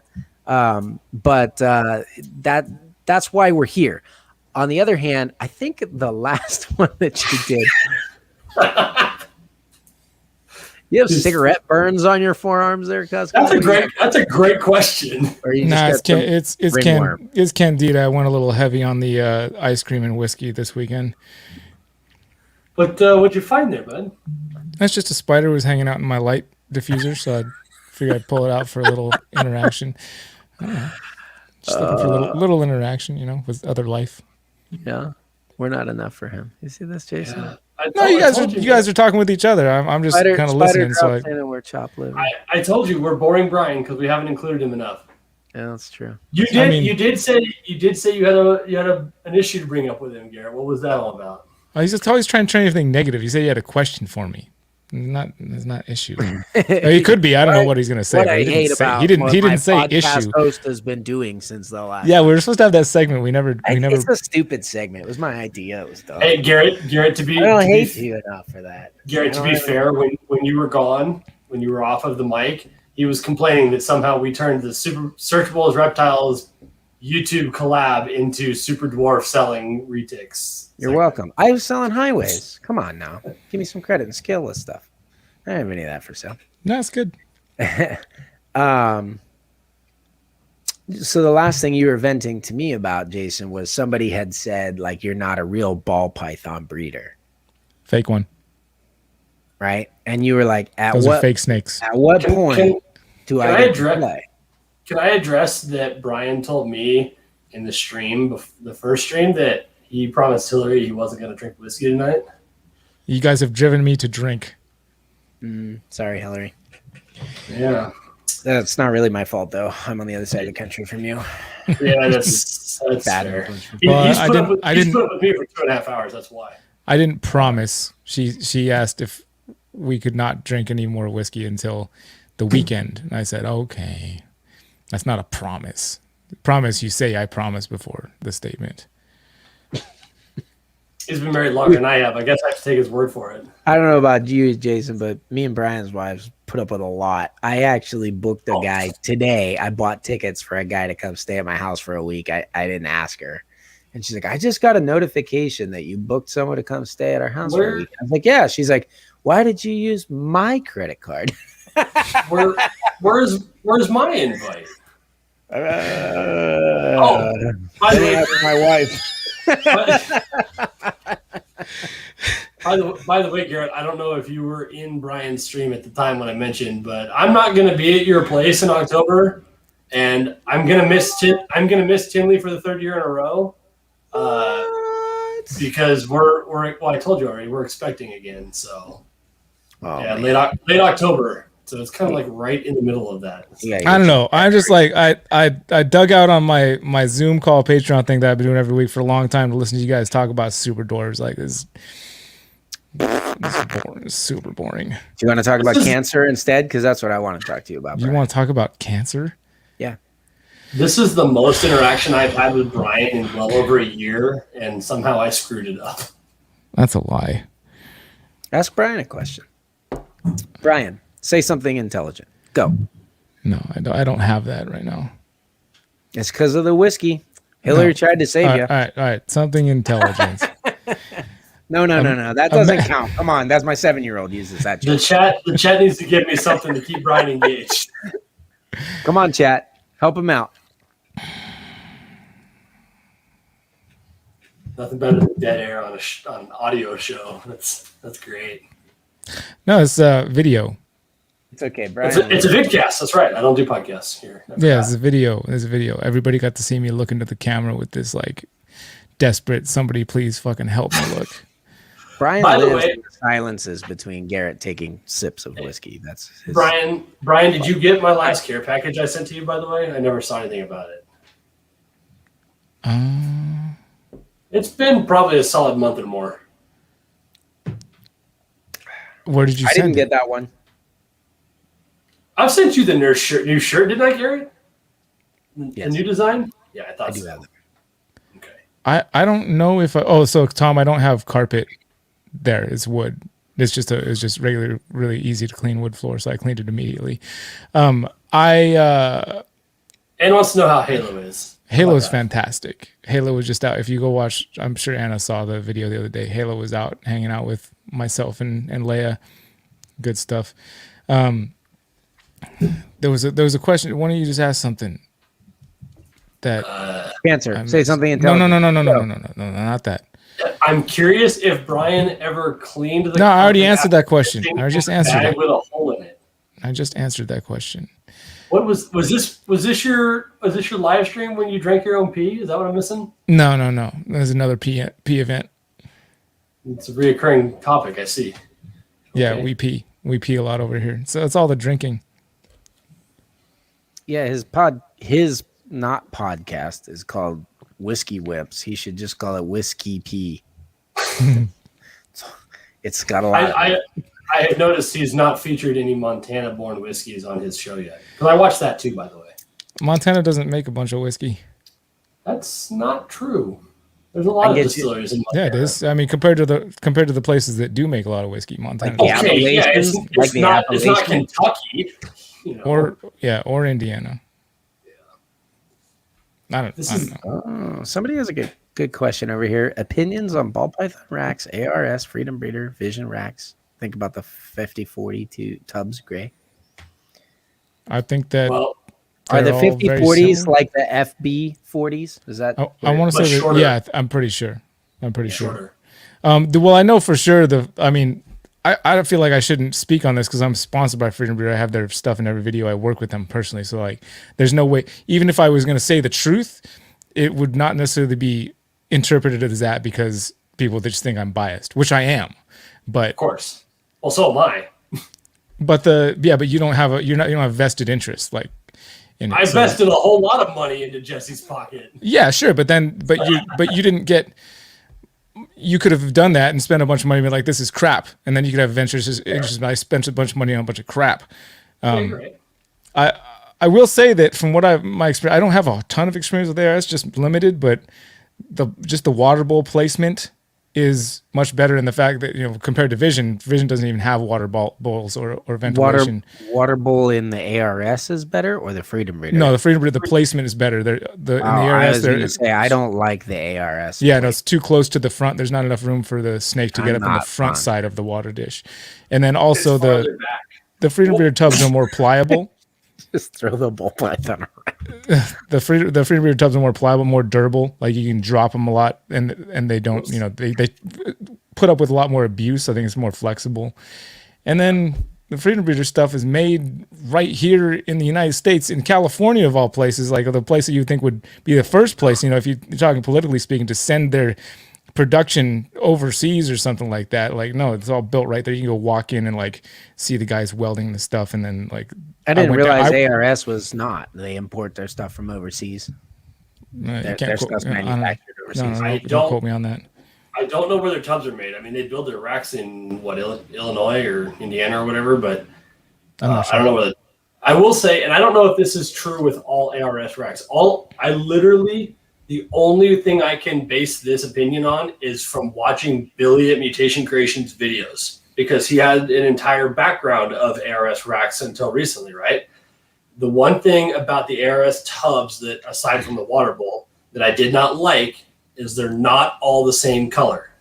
They're not all the same shade of gray, and it drives me insane. You look at my racks, and everything I have is exactly the same shade. They all match perfectly, and my OCD loves this. I wanted to ask you, the rack on your right, that's like the equivalent of the V. No, the other one, the V15s. No. Yeah. What Yep. are those? Are those the new Just- Freedom Breeder?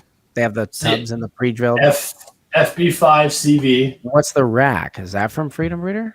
No, I made that. That came from Big Sky Reptiles and Enclosures. I designed it on the computer and sent it to his CNC, and he cut it for me out of plastic. Okay, so here's my thing. The biggest advantage Freedom Breeder has are their tubs are the best and the stainless steel material that they use. That's my I like ARS. I think ARS is good. And when Freedom Breeder was doing the powder coated stuff, I think they were comparable. I think Freedom Breeder has moved beyond them. ARS has moved out and made a lot of cool, innovative products. I like a lot of their show displays and things like that are really cool. But when it comes to racks and tubs, Freedom Breeder wins. I was asking you about that rack because I haven't seen Freedom Breeder make that rack. You mentioned Vision 2.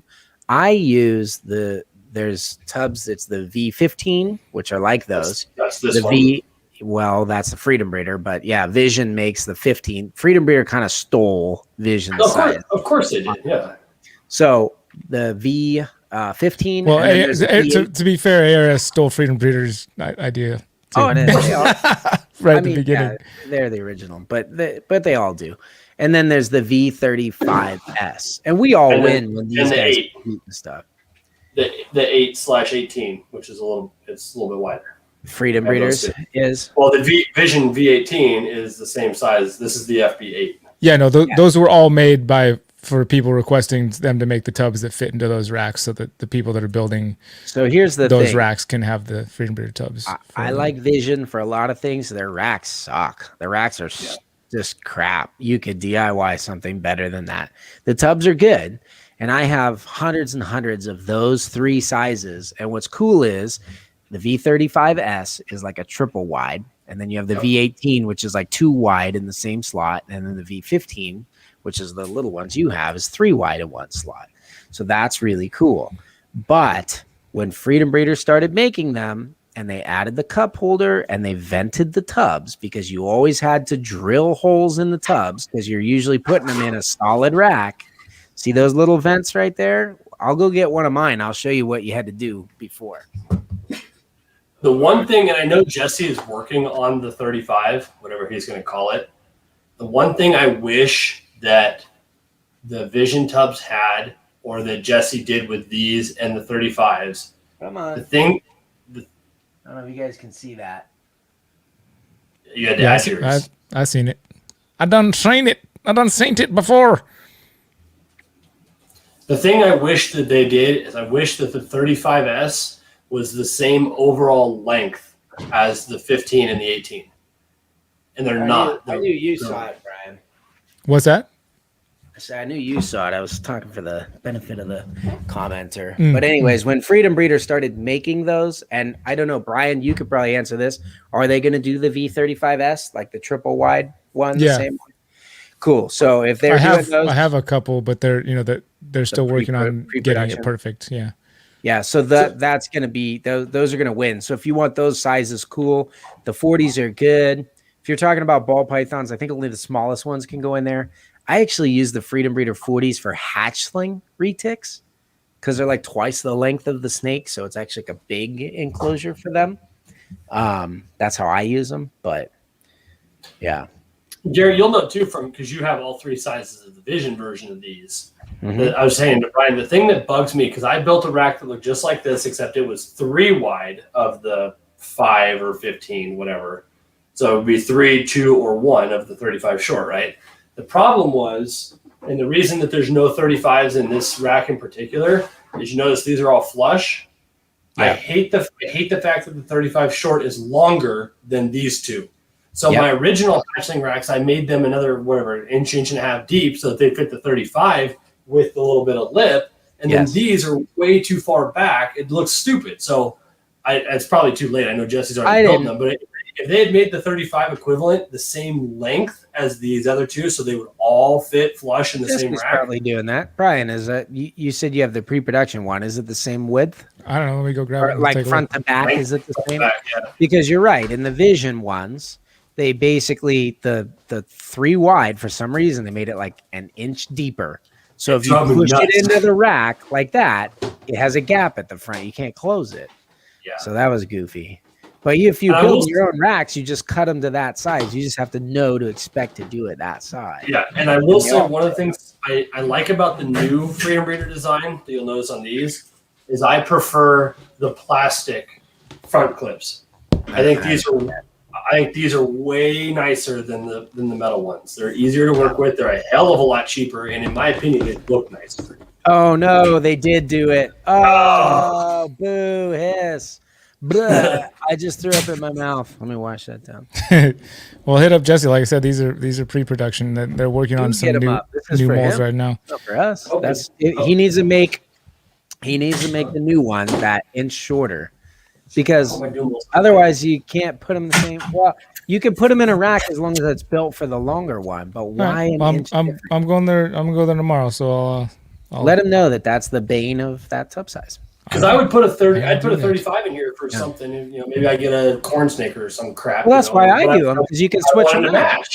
Yeah, you can, especially for people with like varied collections or growing collections. You start your babies and the little ones, then you move them up, and then you. Well, that rack I have over there, these both fit in there just fine. So but your narrow ones, your 5s and 8s, they're pushed back farther. They have to be. Sure. That thing for me was. That doesn't bother me, but I built mine around the skinny ones first, and then when I bought the big ones, they didn't fit. Yeah. See, for me, it's frustrating because when I feed, I cage my tubs, so I pull them out to where like the lip is showing, or like on these, I just cage them to where they're not open far enough that the snake can get out. But when you look at that, when you walk in the room, you can obviously see that a tub is caged. It's open, right? Mouse in it or whatever, yeah.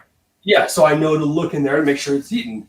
And it was frustrating with me in my old hatchling racks because I'd have to pull these tubs way out to make, not a lot, but it just looks silly because the other ones are pushed way back compared to the 35s, But just little micro things I noticed. I'm really happy with my Freedom Breeder stuff. The lead time sucks, but that has nothing. That just has to do with supply and demand and COVID ruining everybody. Lead time sucks on Freedom Breeders? Really? Yeah. Right now they're pretty thrown back. Brutal. But they're working on getting them. Brutal. Animal Plastics is 8 months. So what is Freedom Breeder? Well, yeah, compared to the rest of the industry, they're right on par, if not a little better. But they're 8 months out right now. No, not 8 months. They're half a year though. I took almost 20 weeks, 22 weeks is what they've been quoting. Jesse did go out there just this past week and streamline some stuff that needed streamlining. So I don't want to. I'll go ahead and quote him. Whatever he said. Yeah, mine took 19 weeks. I think is what it finally took when they got here. And I need one more. I need another one of these right here. And like I emailed Julie the other day. I'm just waiting for a reply from her because I got to get it ordered because it's going to be the end of the freaking year before I get it. Now, are you talking about racks or are you talking about tubs? Because tubs usually get out right away. Racks, yeah, no racks. Tubs are even, racks in particular. Okay. So. He says that he's probably not going to like me reading out his text messages, but I'm doing it. He said, I got this. Our lead times are going to be down to 8 to 10 weeks by next week, by the end of next week. And I just was like, what? See, and I said, you hired 10 people today or what? And he said, no, I organized the team and blah, blah, blah, blah, blah. And they said, we're going to be down to 3 to 6 weeks within 6 months, maybe less. Yep. And I just said, I'll assume you know what you're doing and just look forward to those lead times dropping, buddy. Yeah, that's going to be super impressive if that's the case. And I'm happy to. I'm going to order one either way because I want it to match and I like the product. I was super pleased with this half rack that you guys are sitting on. I built a boa half rack that's got my doom rolls and whatnot in it, and it's got the stainless top. And so I'm happy. I'm happy with the product, but that's okay. That's not true, but. I'm happy with the product. It's just it sucks. It takes a while, but it's part of business. I get it. And COVID fucked everything up for everybody. So, but no, it's I went back and forth. Now that ARS makes the 5540, which is effectively a dead copy of this tub, because the 5040 was this tub but shorter front to back. Okay. And the 5540 are nicer because they're the full width, same as the CB70 and the stuff we're all used. Well, these are 40s. The 70s are down here, the 3 wide. Yeah, but they're the same width front to back or depth. Depth, yeah. So now that ARS has the 5540, it's from what I understand, it's a great product. But there were a couple of things that swayed me this direction. It didn't help I was friends with Brian, and I would feel like a douche nozzle if I went around his back and bought something else. But, the big one for me was... As if Brian gets commission, but that's okay. No, but Brian put himself out there to get me in touch with Jesse and take me to the facility, and made the introduction. That I just feel like it'd be kind of an asshole to just say thanks for all that. Never mind. You would have definitely given Jesse's thoughts credibility. Oh, no doubt. I'm sure. And he was a douche nozzle? Is that Yeah. Apparently, I didn't set right with him in the beginning or at all. You didn't sit right with Jesse? Why are you such a douche nozzle to everybody? I convinced you to let me come stay with you for 3 days, and you seem okay. Yeah, you were nice to me. I don't know why you're mean to everybody else. Until you cropped me out of the picture of you in my hometown. That's two separate pictures, to be clear. The one I sent Brian was of just me. The other one does have you in it. I mean, when Brian came to Pittsburgh, he made a whole vlog about how great my town was, and then thanked me for showing him around town. To be fair, and you took a bunch of selfies and cropped me out. Whoa! Time out. The first time I was at your place, you put my ass to work, took me to Permante's once, and then sent me on my airplane back home. The second time, all we did was go out to that point where I flew the drone around to get some video for you to put in one of your videos. And you took me up footage. You took me up on the little tram thing that goes to the top, and we took that picture up there. I never got the downtown Pittsburgh tour like Brian did in his video, where he did the cool little handoff camera thingy where he walked around. You're literally walking in an alley past some trash cans when he did that. I'm just saying, I think your expectations are high. Let's just put this out there for everyone. If you come here during the workday, you're going to work because that's what we're doing. When in 3 Rome, days before Tinley. Brian's worked here before. He's got a whole video scrubbing stuff. He actually covered for me when I had to, we found all that juice in my back that one time. The juice in the back. We did a delicious video. And I'm pretty sure I titled the video. I'm pretty sure I titled the video, "He's a slave driver." Yes, exactly. So I don't know what you were expecting, Jason. You come here, you bring me whiskey, even bad whiskey, and then I put you to work. It's pretty much what it is. Nathan C was in the chat. Nathan, I don't know if you're still in there. Nathan bought a ticket to come out here, and he was here from 11 p.m. to 2 a.m. And I made him cut a clutch. We pulled a clutch. We cleaned up a bunch of stuff, and he left. He flew in town to watch Karampas hatch. I was there when they came out the second time. I mean, so why are you complaining? Get off your high horse. I gave you that life experience. I was also there the day that big gold child girl lit you up while you're trying to screw it there. Which time? Yeah, right.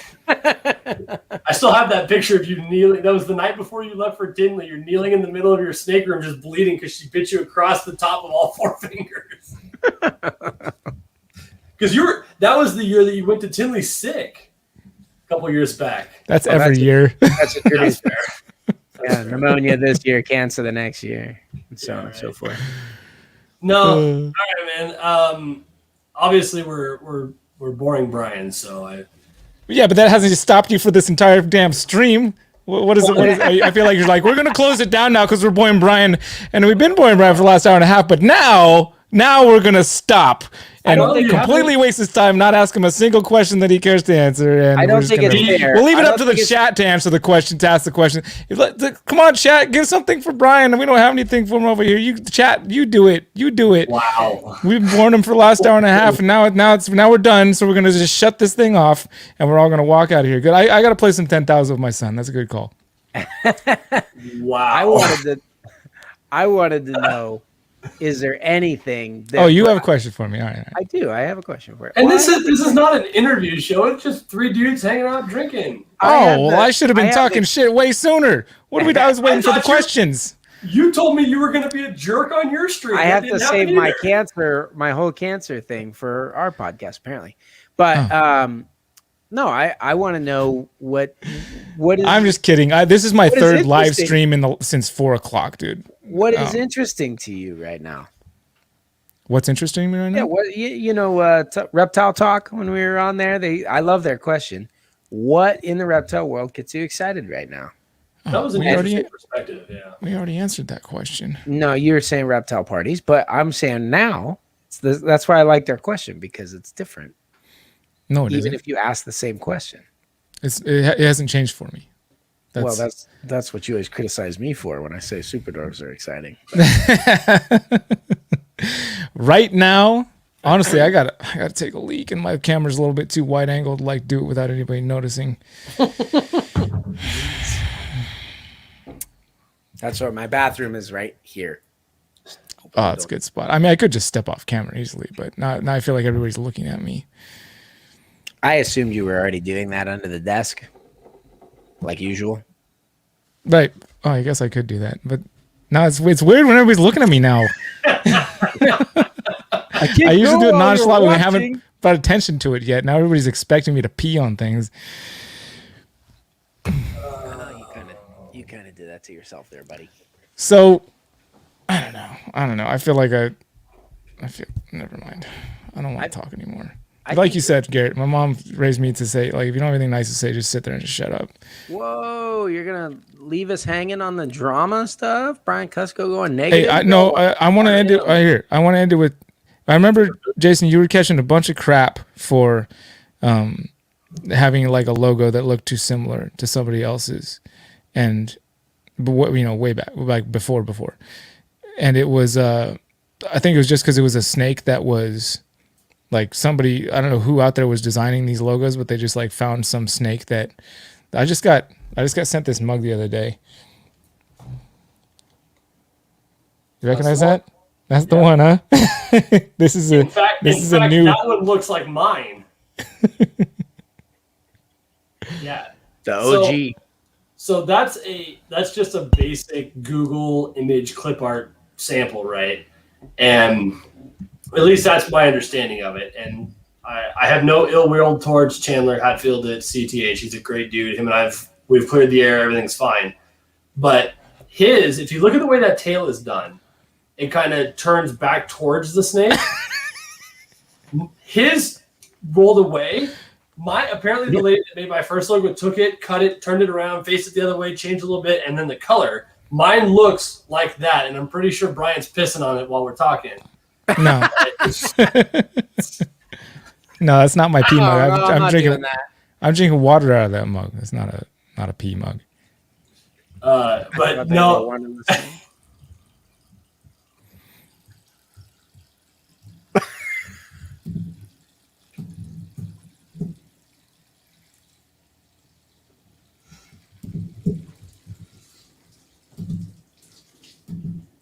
Oops. Okay, now I have to go.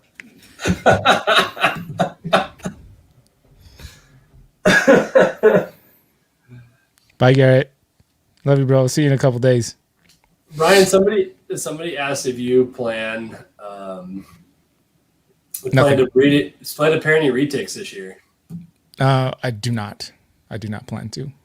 Do you have any desire to breed the retics at all, or do you just have cool pets? Yeah, I got all kinds of desires, dude. My life is nothing but resisting all of the desires that are constantly floating through my heart and brain, and just like being like, no, come on, be a normal person, somewhat normal that other people can talk to, and not be like, that guy's fucking weird. So that's my goal in life, is to just be like, try and fit in with the rest of society, where I'm not like ostracized off to the top of this mountain somewhere like, we got to keep that guy way over there. So that's where me and desires are at currently. Like your desire to just light me up and leave, like right now. That's what you're worried about. This is a safe place. You can do whatever you want here. You can just call me out and turn off your camera. I'd be totally okay with that. Oh no, I don't really have anything to call you out about, honestly. Well, actually, when I first came on, I heard you talking about your wife's desires. It immediately went to a title I saw in one of your videos about Dave kissing your wife, which I didn't watch. And then after that, when you make assumptions and you don't know what you're talking about and you don't watch your friends' videos on YouTube, I was like, I wonder if it's the hair. Brian doesn't have the hair anymore, but Dave does. That's true. Speaking of hair, Garrett, are you still on that shaved hair retic? Garrett, I appreciate you for trying to include me in the conversation. This guy keeps cutting me out. I'll see you guys later. You told him he could, Jason, to be fair. You just pretty much told him to do that. Look, he cut his camera.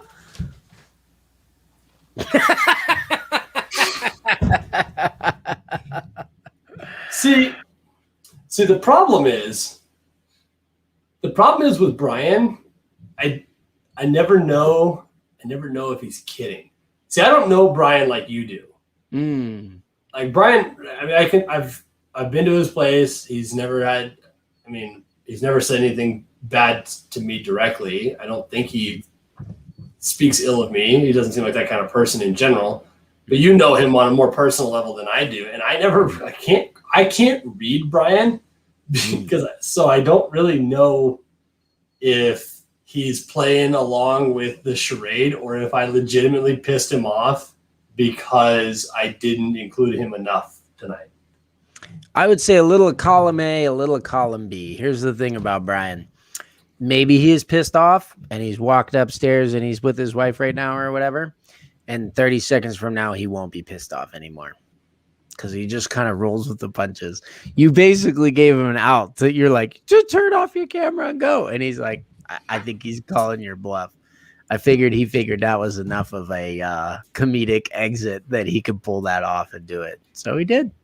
Well, that's why I think it's more fun to leave his blank screen up than just go to you and me. It's more. That's true. You got it all. I think you got the cool retic locality stuff you got on this video. Both me and Brian took a pee break during it, and this guy right here just walked off the screen. So yeah, I think you're good. These balls. I'm not offended. I am certainly speechless.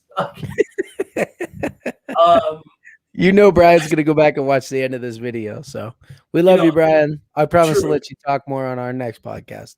The good old Irish goodbye, no doubt. Just leaving and not telling anybody.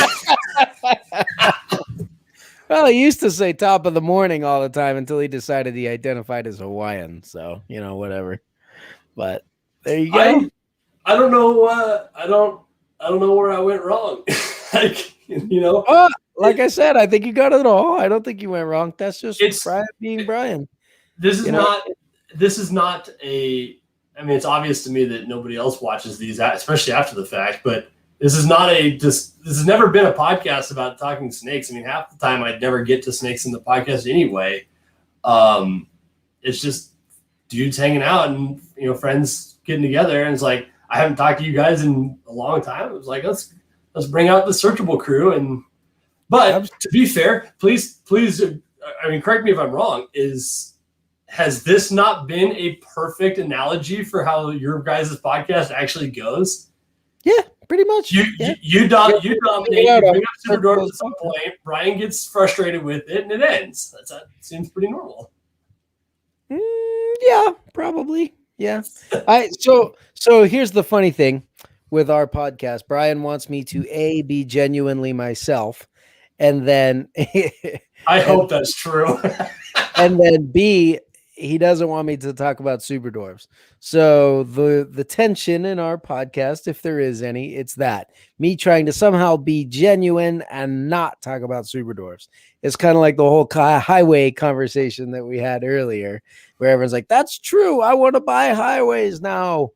That's just who I am. It's not a marketing thing. It's not this. It's not that. It's just I like this and I like that, and that's what we're doing in the industry now. And you know what I'm saying? It's compelling. It's fun because it's good because we're being, genuine. So anyway, no, Brian loves you. He just likes to give you crap about the whiskey and apparently walk off of your podcast for dramatic effect. Well, it's different for me because I was just on his. We just spent an hour together beforehand, but his stuff is far more professional, to say the least, than mine are. He has like legitimate flow and questions and ideas and keeps the conversation going. And I literally come in with no preparation of any kind to any of these. And I let the conversation kind of take its own course. And if you overrun the conversation, then we don't get to Brian. That's how it goes. Well, he'll have to learn how to speak up for himself more in the future, I guess. Somebody said Brian just showed up in another live. That's Duran. Duran's another one of our patrons. What's up, Duran?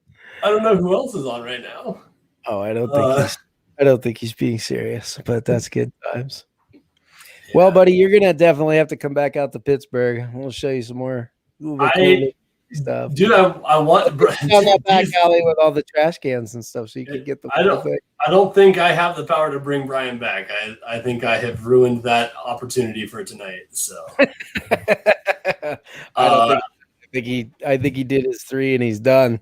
I'm hoping I'll get a text sometime in the next 60 days and know that the air is okay and we can move on. So yeah, I want to get back out to your place. I'm waiting for the world to pull its head out of its ass and the government to let me fly again. That would be cool. Because that's the way I can afford to get to you is if the FAA pays for it. But, so. Yeah. I gotta get back. I gotta get back out to Columbus so I can get some more tattoos from Brian. And then him and I could drive out and see you. But who knows when that's going to happen again? Like I said, we're not going to be there in October. Sadly, that whole trip is now no longer valid. So, have you been out to Brian McCourt's place since you were here the last time with him? No. Yeah, I didn't figure so. Well, that was last February. It's been a year ago. So, right. Because we were at your place right before the world went to shit. Yeah. No, that's true. Yeah, it's crazy. Yeah. So you got to come out this way, man. I mean, I've got a beautiful floor in the snake room here for you to sleep on. I might have to take you up on that one of these days.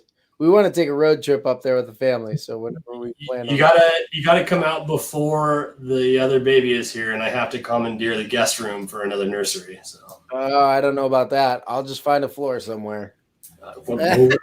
I steam mop it like once a month, so there's only a little bit of rat juice on it. It's okay. Didn't you say you have a place for an RV? I have RV power, if that's what you're looking for. There you go. Perfect. And a driveway. I'll take you up on that then. Yeah, do it. All right, buddy. I appreciate you coming on. Apparently, I got to get up early because I got overtime at 5:30, so that'll be fun. But good times. All right, brother. Thanks for coming on. Everybody say goodnight to Brian.